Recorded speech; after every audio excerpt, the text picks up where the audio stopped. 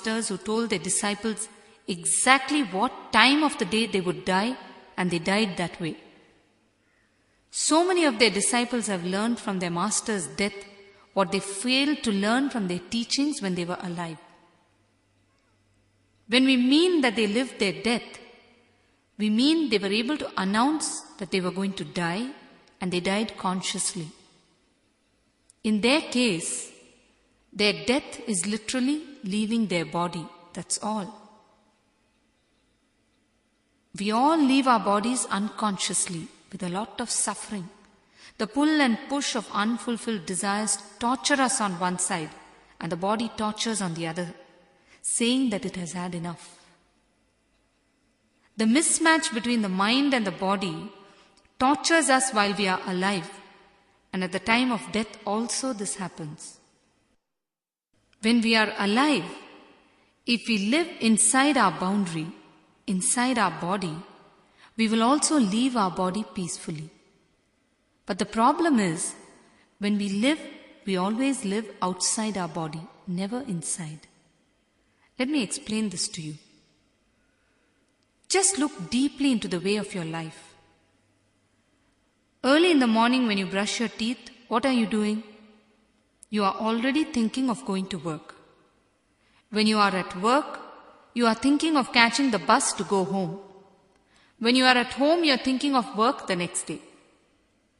When you are on vacation, you think of your office. And when you are at office, you think of going on vacation. Wherever your body is, you can be sure that your mind is not. You have never lived any moment of your life with fullness. You have always lived either in the past or in the future. That is what is called not living inside your boundary. This is why, at the time of death, you feel so preoccupied and unfulfilled, you are unwilling to let go. This is why you fear death. You may ask why you need to know about dying consciously. Let me tell you, only when you know about death can you live with the right understanding of life. Else, you will not live life the right way. In life, you keep postponing everything. You postpone your enjoyment. You postpone your work. You postpone everything for tomorrow. You have to understand that tomorrow also comes in the form of today only. When it comes as today, you say tomorrow again. It is just a game that you are playing with yourself. And finally, when death comes, you are so unprepared. You feel there is so much to be done. You feel cheated by life itself. The truth is, you have been deceiving yourself all along. But you'll end up blaming life for everything. That is why a clear understanding of death is necessary for you to live. Then there will be no delusions, and you will be ready to die when the time comes. Procrastination is the mentality by which we lose out on many things in life. People ask me, Swamiji, how are you able to do so many things in such a short period of time? It is amazing for them to see my calendar for the year. They are amazed to see the various things happening throughout the year across the world. I tell them, it is very simple. I live totally in the present. I don't procrastinate like you. Your tendency to put off things simply makes you feel like a loser. Even though you feel like a loser, you don't make any effort not to procrastinate. In our meditation programs, we take people through a guided meditation.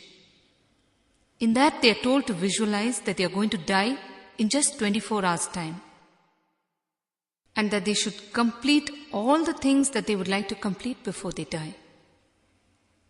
It is a beautiful meditation technique. They are also made to visualize their own death ceremony. Once after this meditation, a young girl shared her thoughts with the group.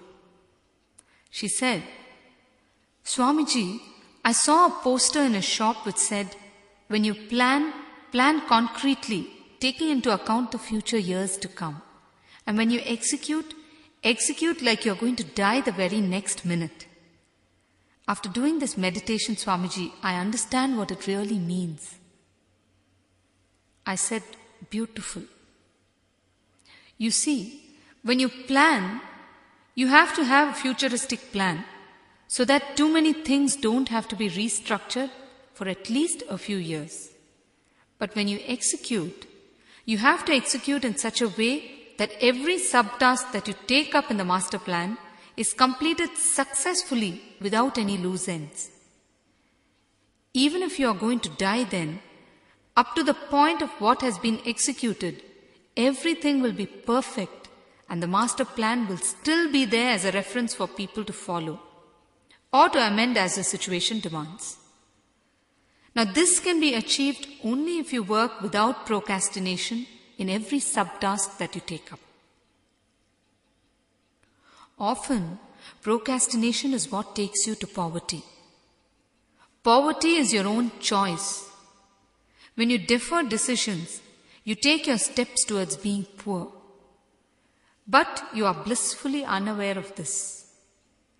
You feel you have not been treated right by God and that life has been too short for you to realize your dreams.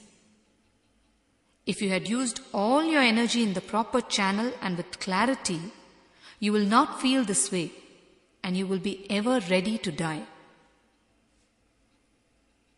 If you just look at the mirror every day and tell yourself that today is going to be the last day of your life, you will stop procrastinating. You need not tell yourself this all your life. Just a month will do. Automatically you will start living your life without procrastination. Not only that, your fears about losing your prestige, embarrassment, pride, expectations, all this will dissolve because you will know that you have nothing to lose.